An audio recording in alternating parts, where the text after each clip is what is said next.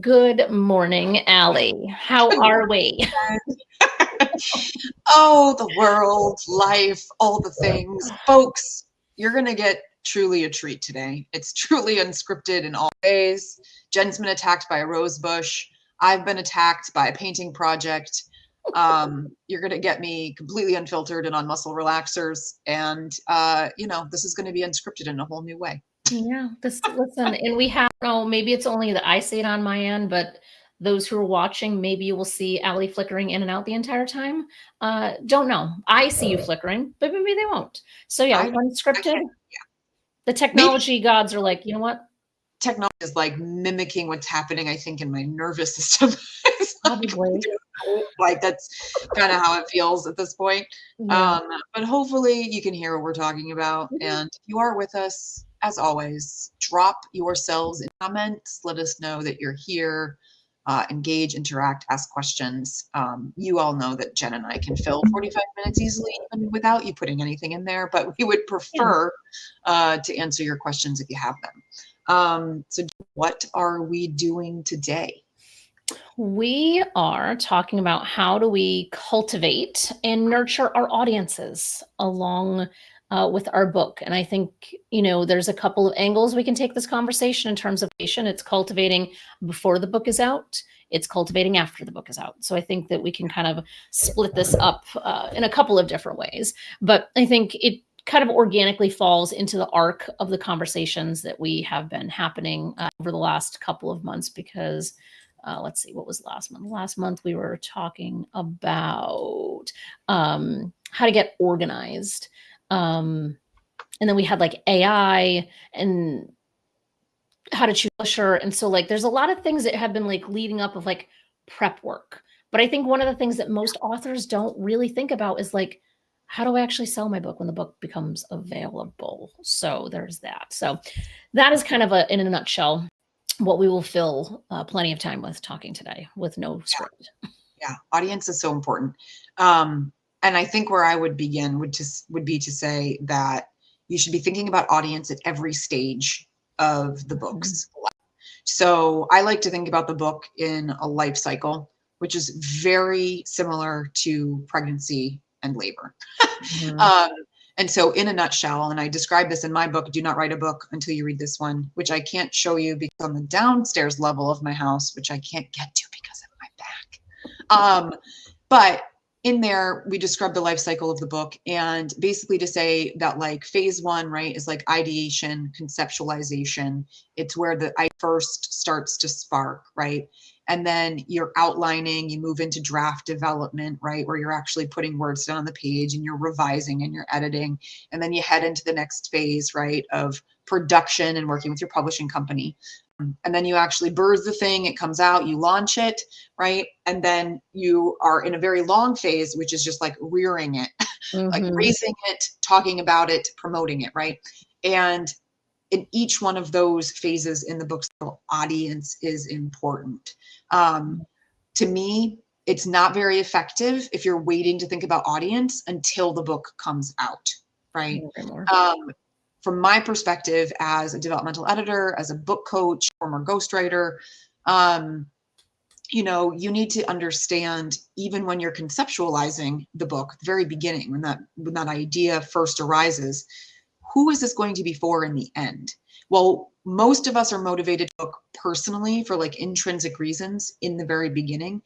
You also need to be mindful of the fact that the book is going to be a final product for somebody else on the other side. And so even though it's great to have that intrinsic startup motivation, goal, or objective, you also need to pair that with what's in it for them, them being the reader, the audience, the purchaser, whoever that may be. And so you need to think about audience right from the get-go. And then when you're in development stage, you need to think yourself, well, okay, if this is my audience, how do I write this to them? Yes. Right? How do I make sure that they receive what I'm putting onto the page, right? And then of course, next level, how are they going to receive it when it's packaged? Does the bill hook their interest? Does the cover appeal to them, right? And then of course, when the book is available, it's how do I speak directly to them about the fact that the book is here and that they can order it? So there's never a part of the book's life cycle audience is not important. And I think that's kind of like bare minimum. You all need to be aware of that. Yeah. Yeah. And I know that in both of our books, we talk about target readers. And I think that there's a delineation here. We have target readers and we have audience, which most of the time are the same. Sometimes they're not, though, because sometimes the person who might be buying your book is not the one reading it, or someone who's reading it might not be the one buying it. But even putting that kind of like more nuance aside, it's really understanding who your reader is. So if anyone is struggling with that, both of our books capture a lot of information on that. And I think, to your point, we can't wait. Like, this is something I think, and it can shift, but I think identify who you are writing for even before you put the first word on the page, I think is the best way to do it. However, what I have also found is that who we think we're writing for when we start, as we start getting words on the page and we start moving through manuscript, then we start to say like, oh, actually who I thought I was writing for isn't actually who I'm writing for. And it is okay to pivot at that time. You don't have to just keep kind of going down a path that you willingly know is no longer the right path. Right. I mean, books are iterative. Manuscript development, right, is an evolution. Where we start is often not where we end up, kind of like in business. But you need to be at least having some sort of idea to begin with, right? And then that idea can be clarified as you're working through all those ideas on the page, right? The way that I always talk to clients is that everything is theoretical and abstract while it lives in here, until you start to actually put it down on the page, interact with it, engage with it, mold it, right? Like clay. You might have a vision for a sculpture, but until you actually start to work with the material, you have no idea if you're going to be able to execute that vision accurately. So you've got to get it out of here and onto the page and start kind of dealing with it. And then clarity will often come throughout the process of writing the book, but you need to have somewhere to start from, or you're going to be in a world of hurt later. And I know that this can be confusing for authors. It's like, well, but how do I cultivate that audience, or how do I understand that reader if I don't have it yet? Like chicken and egg kind of thing. And unfortunately, you have to be working on both, which is tricky. Like, we have experience doing it, so to us it's kind of like old hat. Like, we know how to kind of take that approach. So maybe we can try to break that down for people. Like, when you are trying to write a book, but you don't want to be writing it in a vacuum, but you also don't really know who you're targeting, who your audience is. Like it had to throw out like one starting point for somebody to I don't know, in any direction. Like, what do you think that would be? Well, the first thing that comes to mind is to talk to the people, right? You mention online or in face-to-face conversations, whatever it is, that you're working on a book, and this is kind of what you're thinking, and you get some feedback. Like, this is like just bare minimum. It's not, I wouldn't even call it market research necessarily, because it's very informal at this point. But just starting to have that conversation with people that you know, like, and trust, to get that sounding board, right, will start to just percolate things differently, right? You can start to kind of like navigate through some sort of feedback rather than kind of blindly, being in like a darkened hallway on your own, right? Trying to find where the doors are. So go to the people, like ask them what they think about your idea. We're having a visitor because this is truly unscripted. So if you can hear that wonderful doorbell. I know we've talked about this offline. Your doorbell is so long and unnecessary. Mine, when I did the home inspection of my house, the home inspector's like, your doorbell doesn't work. We can fix that. I'm like, don't want to. And it's been 5 years and I don't have a doorbell. And then I hear yours. And I'm like, this is exactly why I don't have one. Yes. At Christmas time, we can actually play Christmas tunes on that I doorbell. know Christmas is your jam, so that seems Christmas is my jam. So I don't mind it so much then, although there's not really a lot happening except for the delivery guy with all the packages that we've ordered. Although usually they don't hit the doorbell. So I don't know. I've got a contractor coming today that I have completely forgotten about. Also because of muscle relaxers. This is going to be the recurring theme of today's Unscripted.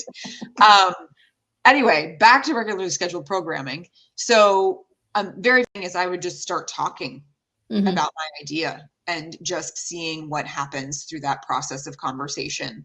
Jen, what would you recommend as just like an initial first step? I think it's the same thing, because what I find, like, I'll just add like another benefit to that same thing, because it's something that everyone can do. Like, if you were thinking about writing a book, you can use the words "I'm working on a book" versus the words "I'm writing a book," because sometimes people get stuck in the semantics of things. And so working on a book doesn't necessarily mean writing. It could be I'm just having some preliminary conversations. And I think what happens in those initial conversations, and this is applicable once your book is out too, but in those first initial conversations, you will say something to you, and then the next conversation, I'm bringing in insight and wisdom from our conversation to the next conversation. And then the next conversation, I'm getting a little more clear, a little more refined on what I'm saying. Then I'm going to the next conversation. Someone else might throw a complete 180 from what you previously said. And what it does is that if you can have like a good 6 or 10 of those conversations, it helps us like really start to refine what it is that we're passionate about and what it is that we want to be writing, in addition to those conversations giving you insights on what people are looking for. Because I think that, and plenty of people do this, plenty of people will write a book because they feel like there's an obligation to write the book. But if we can come from a place of I am inspired about this book, that is going to be a heck of a lot easier of a process than when you're feeling like you're being dragged through the process. Yeah. Yeah. Completely. Now with memoir, since memoir is based on personal life, story, and experience, those conversations might look differently. And I'm not sure if I would recommend that a person start in that exact same place, having kind of loose conversations, because this is like a really vulnerable people, right? When they're writing about their own life experience, and memoirs are not usually the light topics. So they're hard to bring up just naturally, in conversation. So for that, say there's a couple of different ways to start thinking about audience for that nonfiction genre. One would be, okay, looking at the circumstances that you're planning to talk about in your memoir. So circumstances, things like divorce, cancer, house fire, like some of those things, right? And then thinking about, okay, how many other people out there might have experienced one of these things? Largely, those are going to be very big numbers. And so you still need to kind of narrow down your audience from there. Yeah. But at least when you start to think about, well, who else would have experienced X? You start to realize, oh, there is a body of people out there who have gone through these circumstances. And then you can start to drill it down. Right. But there you're kind of having a conversation with Google, if you will. How many people have experienced blah, blah, blah in the last 5 years, right?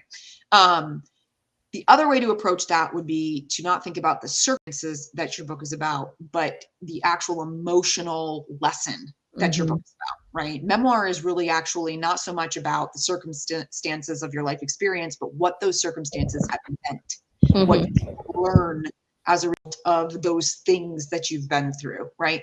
And so when you can start to think about, okay, well, my memoir is about those circumstances, which is really about, defining one's self, rather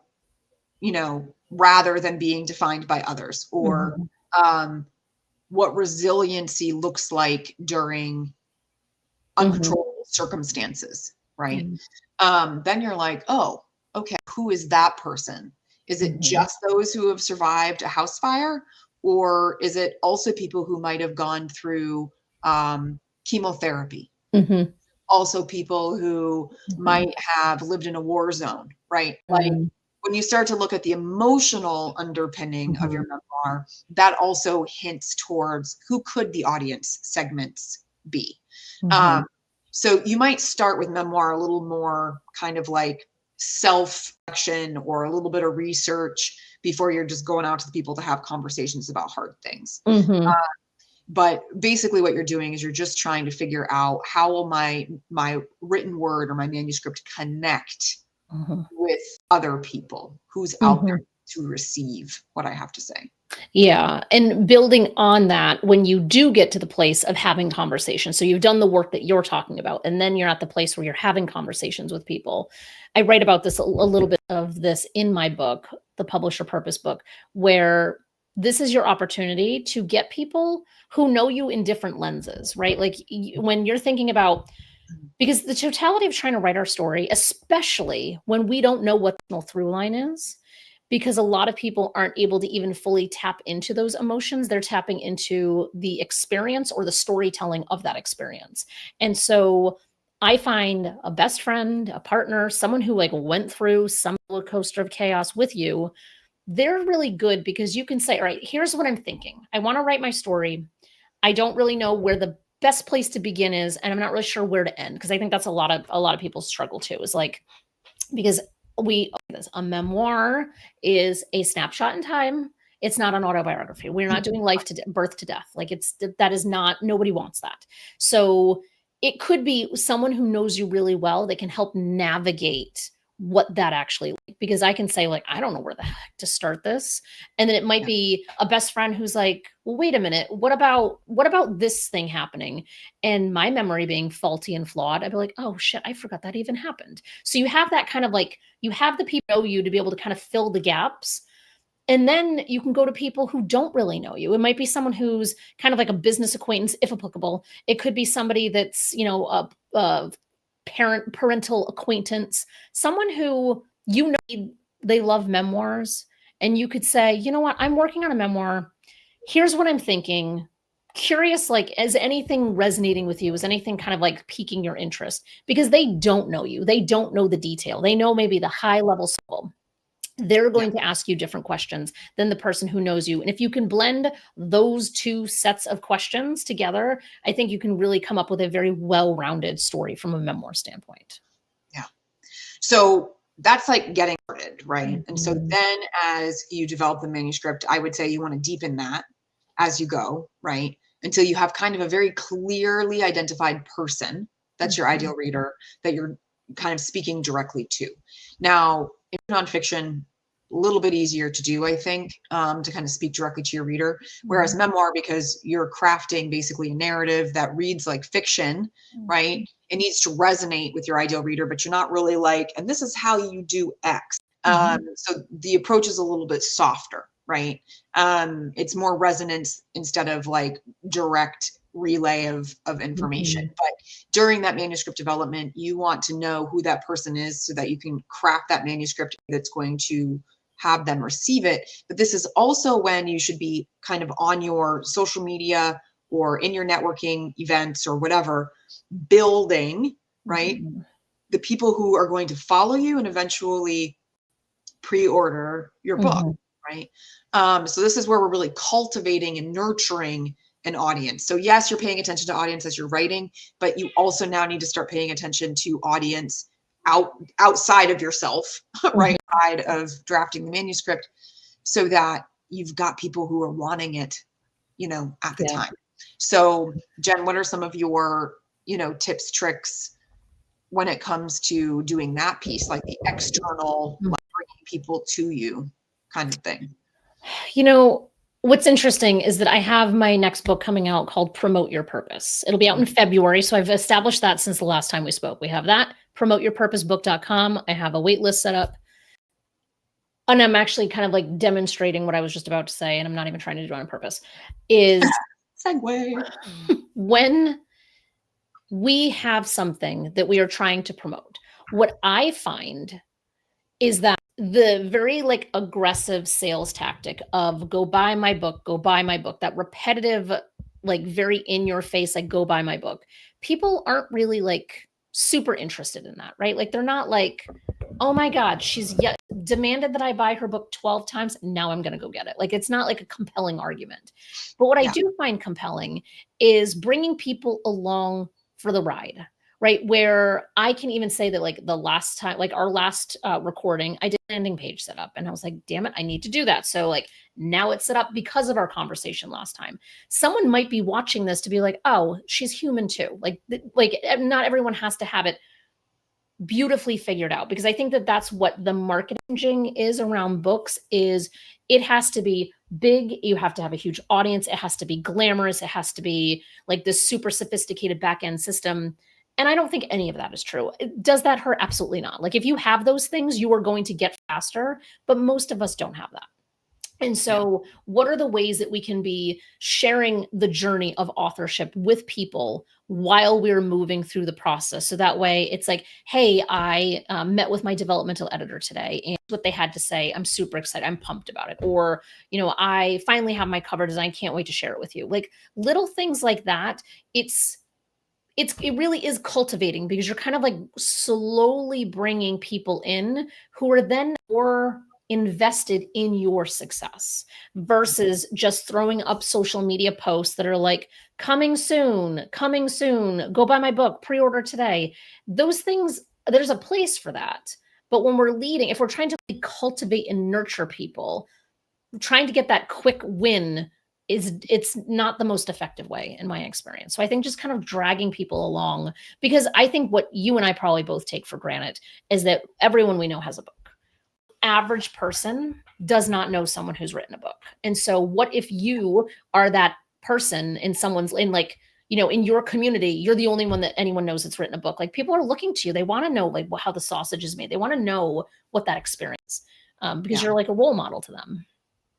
Because there still is something very fantastical or romantic about authorship. Mm-hmm. Like I'm going to talk about my back again. I'm in the ambulance on the way to the hospital on Saturday. Yes, this is how bad it was, folks.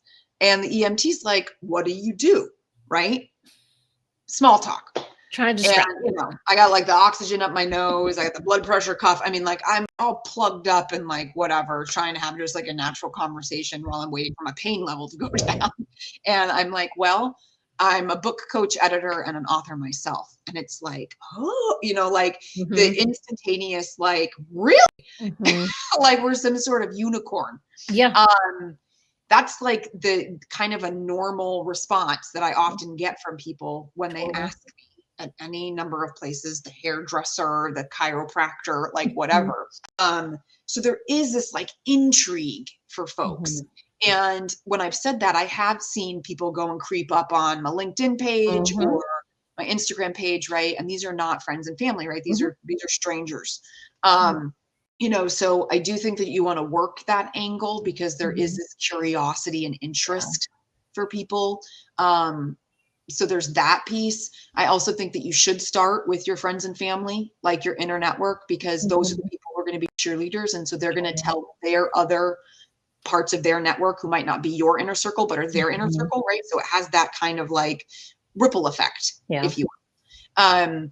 But I think in addition to bringing people along that kind of like, right, that the book is in development, here's the stage I'm at.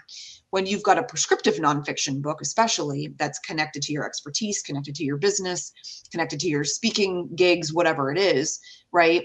Being able to provide additional information for folks from those angles is also really great, because it's establishing more of your credibility and authority, and that material is connected to the book's content.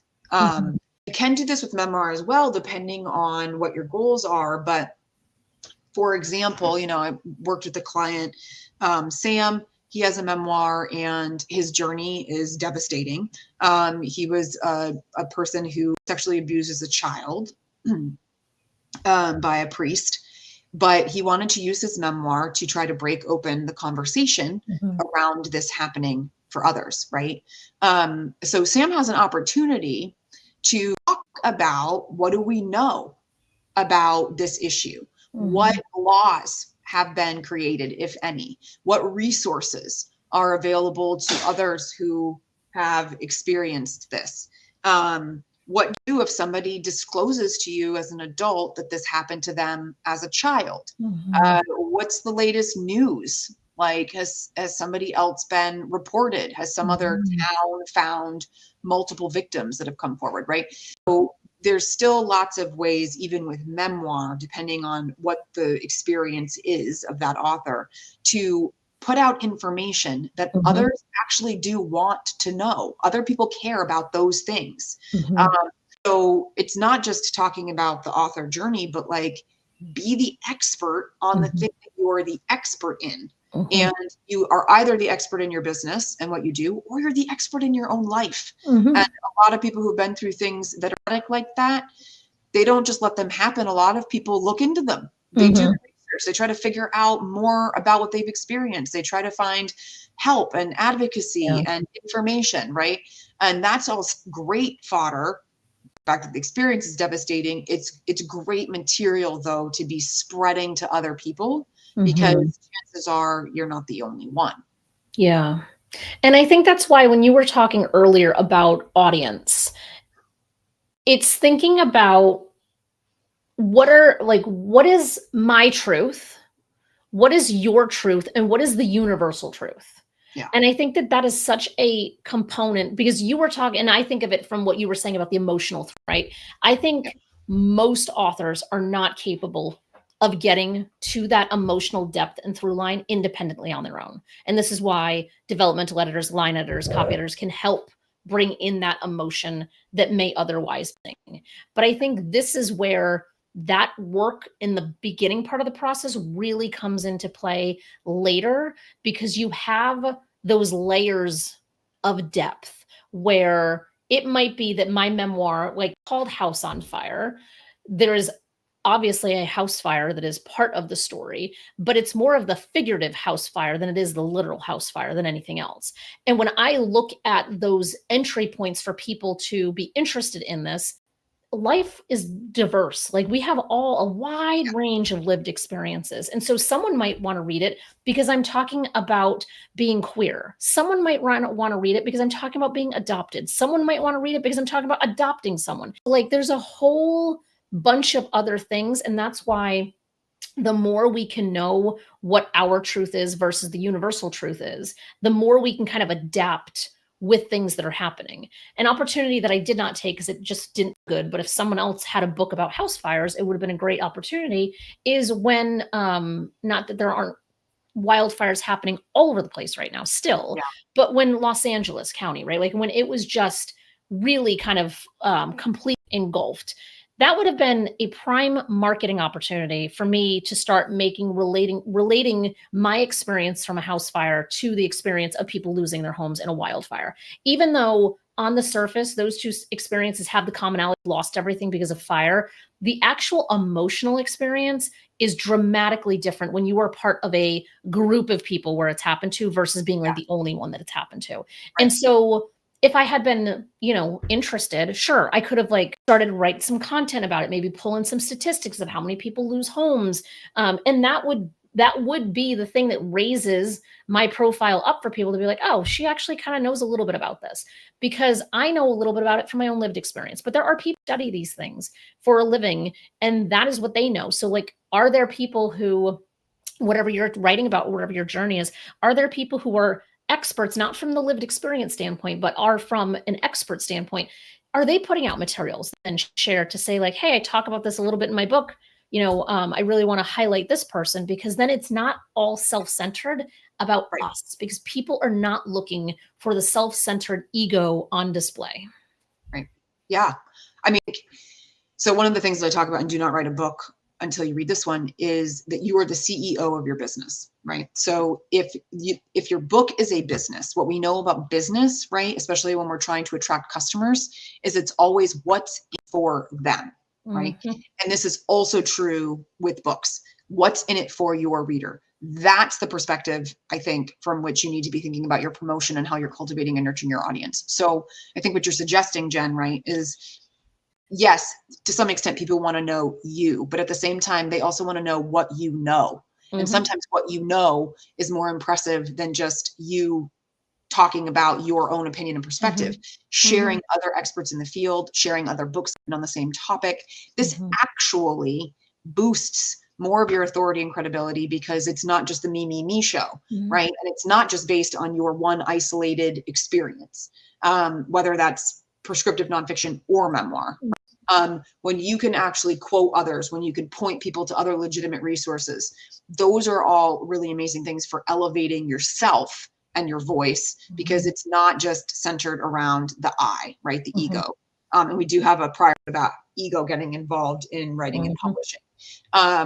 So, you know, so that being said, right? Yes, pointing to other resources, pointing to other people, pointing to other books, that's all well and good. Do those things, right? What's the tactical, is that the right word? Sure. Practical, applicable? All of the above. All the above.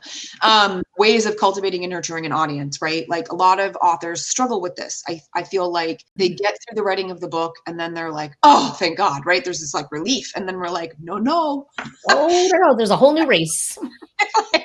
You're only partway through. The worst is yet to come. Like there's still all this promotion that you have to do once the book is out there, right?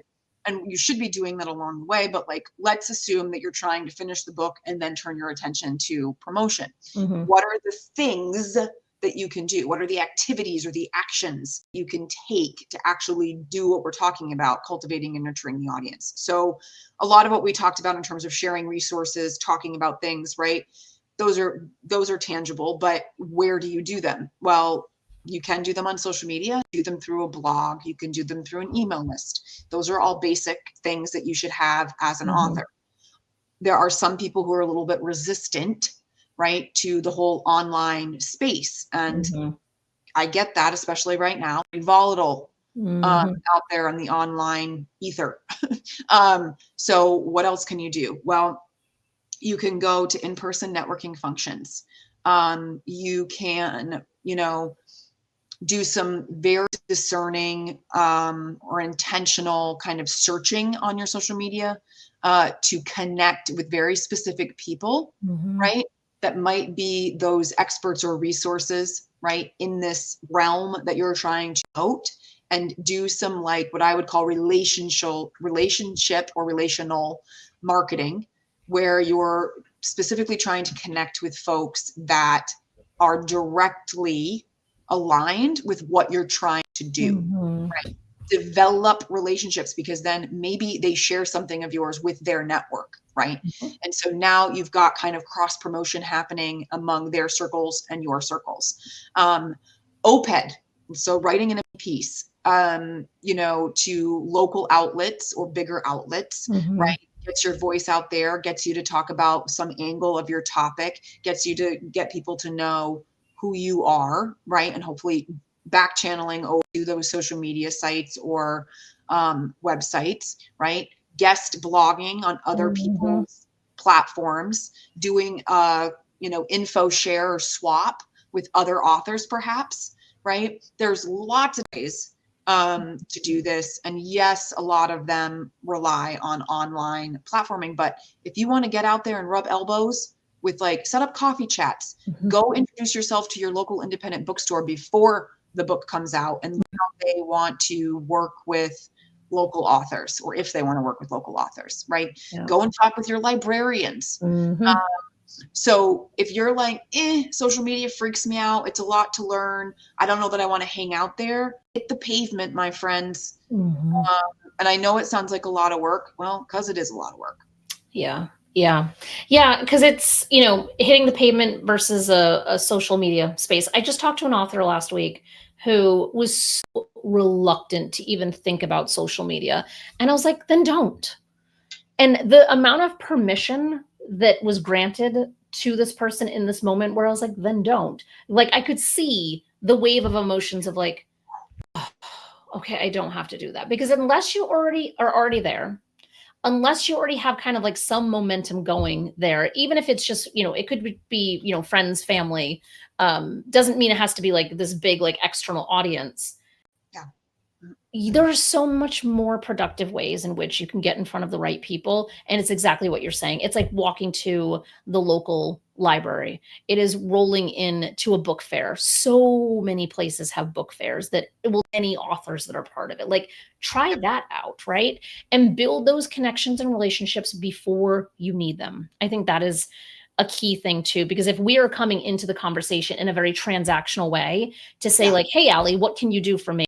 that's going to feel far less enjoyable or interesting than if it's like, hey, what's a win-win that the two of us can do that's going to help promote both of what we're up to? Because that's the key, is really finding that win for me, for you, and win for whomever it is that we're mutually serving.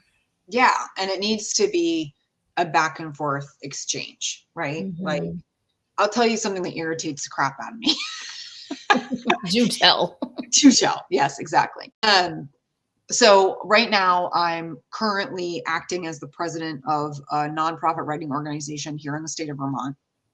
And I see our inbox, our email inbox, get these emails from people who are like, just automatically right out of the gate, my name is so-and-so, I just published a book and I think you'll want to know about it. Mm-hmm. And I'm like, well, I'll want to know about it just because we're a writing organization. Mm-hmm. Like, no, please don't approach that way. Yeah. Like, you know, back it up a bit. At Mm-hmm. least have a couple of exchanges before you start laying it on to people. Like, you know, you're going to care about my book, yet you don't know me yet. So you don't even care about me yet. Right. Mm-hmm. When you're approaching people, think about them. Again, what's in it for them? So you're approaching that expert. Let's go back to the house fire example. Mm-hmm. Let's say emergency responders to house fires is somebody that I connect with, right? Mm-hmm. Because in your experience, they were the best of the best. They Mm-hmm. made it a traumatic situation so much easier to deal with, right? So connect with emergency responders and say something like, you know, I just wanted to connect because I had this personal experience one time, and I found that the EMTs that responded were so crucial to that traumatic experience feeling better. And just really admire that you've chosen this career path, that you're there for those of us who experience this like really horrific moment in time. And I'd love to be connected, and even feature you in an interview or something. Right. Yeah. Kind of depends on what else you got going on. If you have an audience to post an interview, but like you're leading with a little bit of something heart-centered and personal, but not with an ask for what they can do for you. Correct. Not yet. Right. So be strategic, be intentional, be aligned. And I think what Jen and I have both kind of skirted around, but haven't said explicitly. So I'm just going to say explicitly, be where you're comfortable. Now, I think at some point you have to push yourself out of your comfort zone. You got to be a little bit brave. You got to be a little bit courageous. You got to try things that you haven't tried yet. But don't start with pushing yourself off the deep end, right? Yeah. Start in the shallow end of the pool, and work your way to the deep end. Start where you're comfortable. Start with what feels manageable and realistic. You don't need to do all of the things or all of the ideas of things for when the book is a 2nd-year-old, a 3rd-year-old, whatever it is. But you don't need to do all the things all at once. That's where people get overwhelmed and then they don't do anything. That's exactly it. I see it happen all the time, where it's like, if we have any type of internal resistance to any type of activity, we need to know that and not go down that path. Like even, you know, like this idea of us doing the show, which is now a 1.5 years in, just kind of organically came up in conversation. And if you or I were both resistant to being on video or doing something live, because I think live things terrify people. You and I are like, I would prefer live because I don't have to edit anything. I don't have to worry about it. Like whatever happens, happens. But that Unscripted. Correct. Very appropriately named. But that is because that works for us.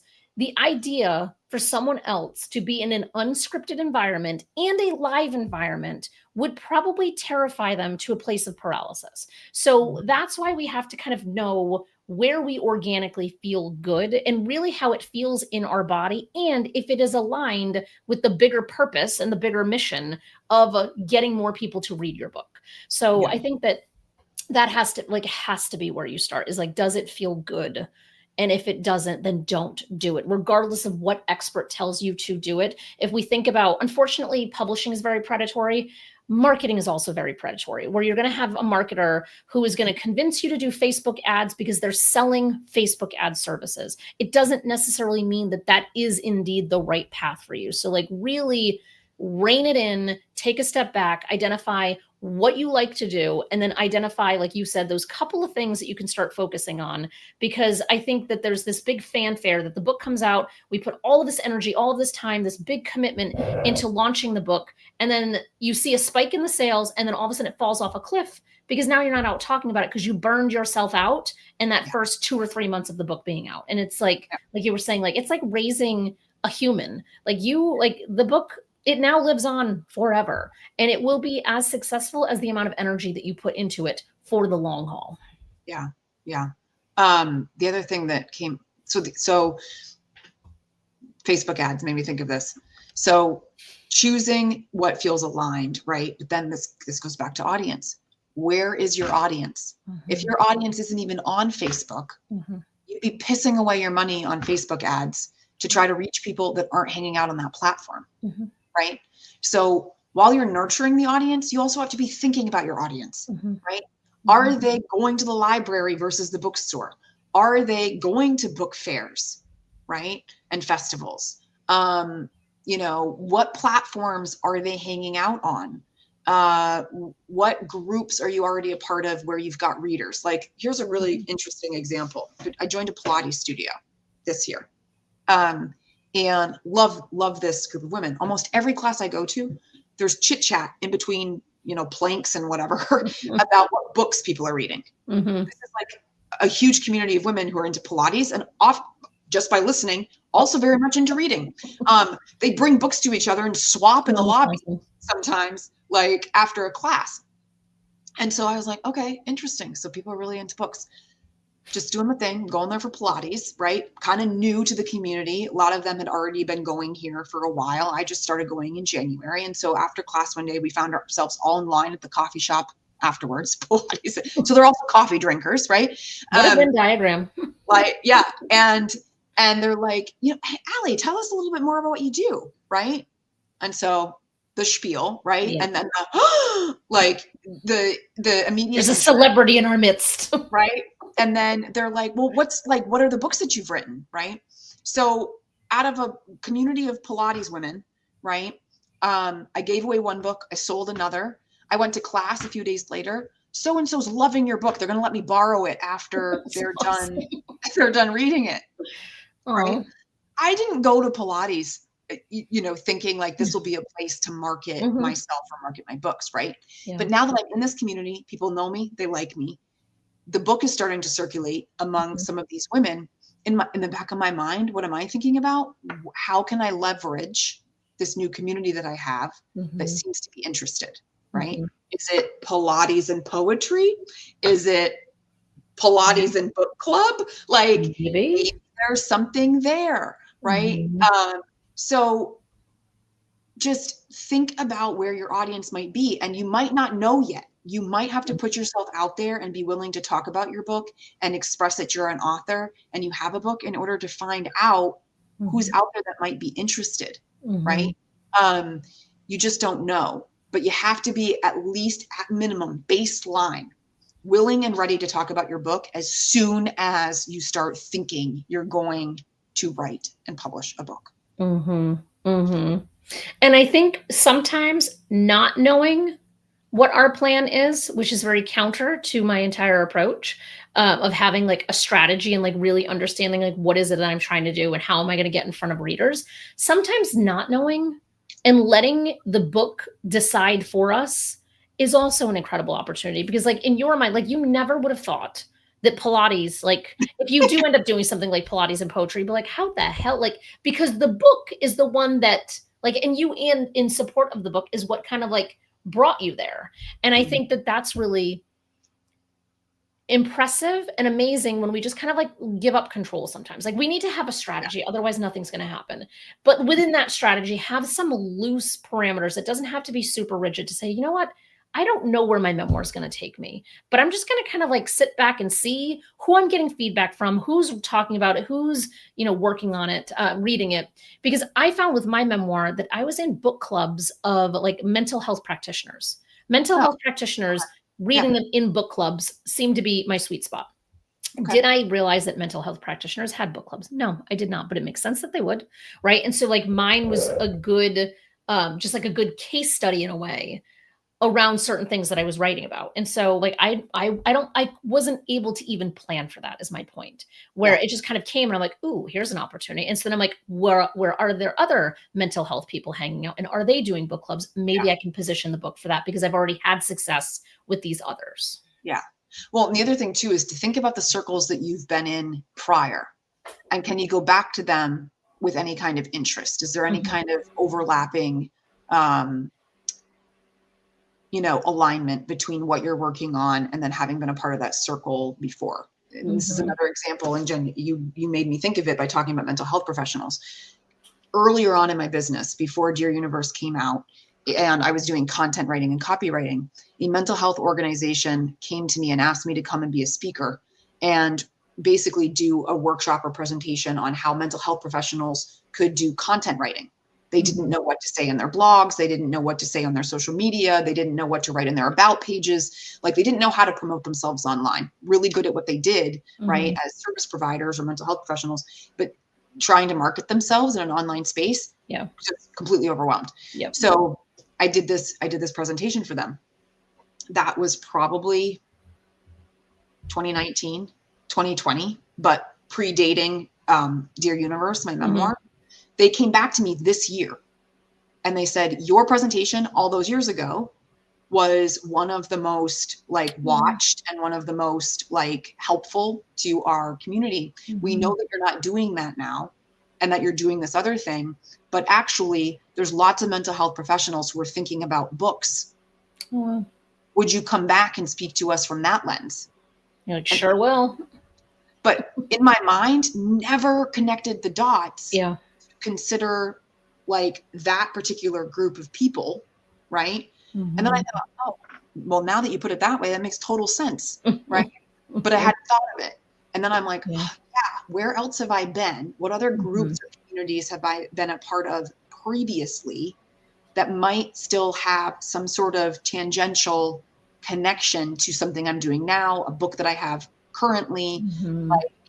But again, this is like, my book is now going to be 5 in November, right? Mine in September. Our birthing book experience is so odd with 2 different books. I know.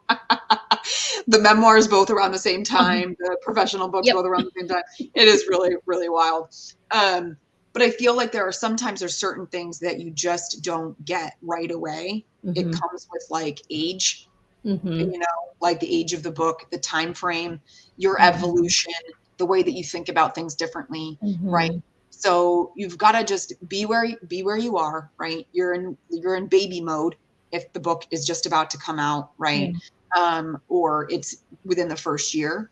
And then each year there's going to be new ways to look at what you're doing based on where you're at, how long the book's been out, how you see things differently, how you can connect it in a different way.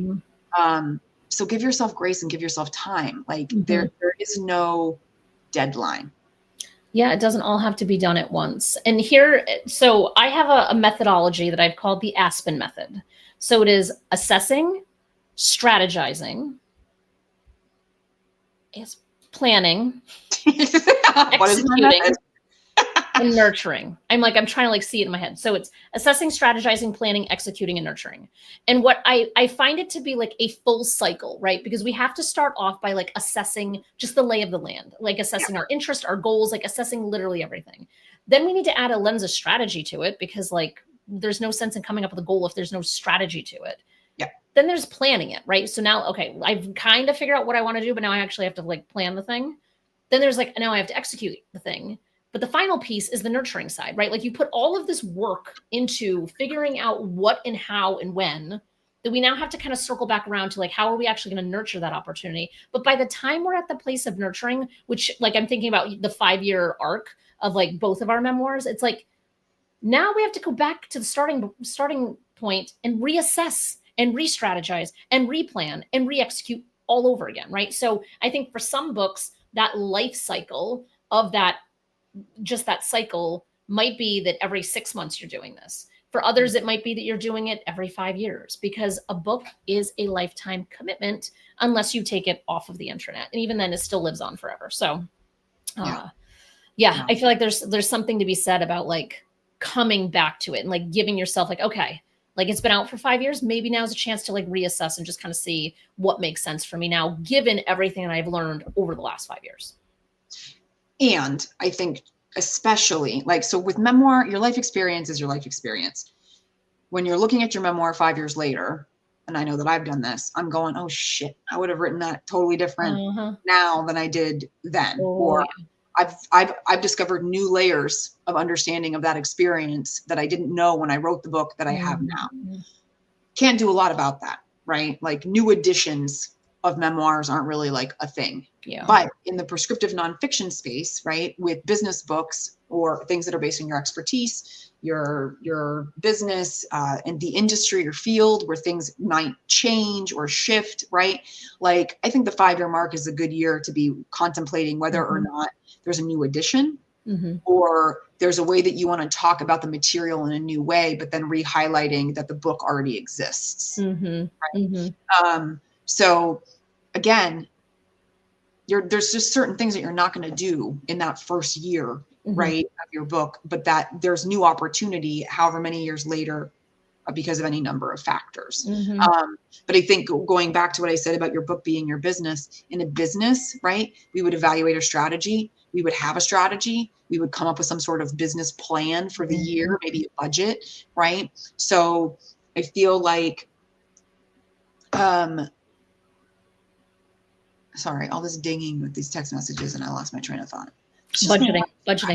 I know it's been a very distracting, and your cat has been sashaying all around your living room, and it has been. She's got such like a minxy walk. I love it. Yeah, she's so nasty though. It's even better. She's truly a cat. But I feel like your Aspen method would be good to do like beginning of the year, right? And then go back and look at it, how like quarterly or at the 6-month mark, right? Are you on track? Is there something that needs to change? Did you complete everything for those first 3 months or 6 months, whatever? Do you need to reset the clock? Yeah. Right? Yeah.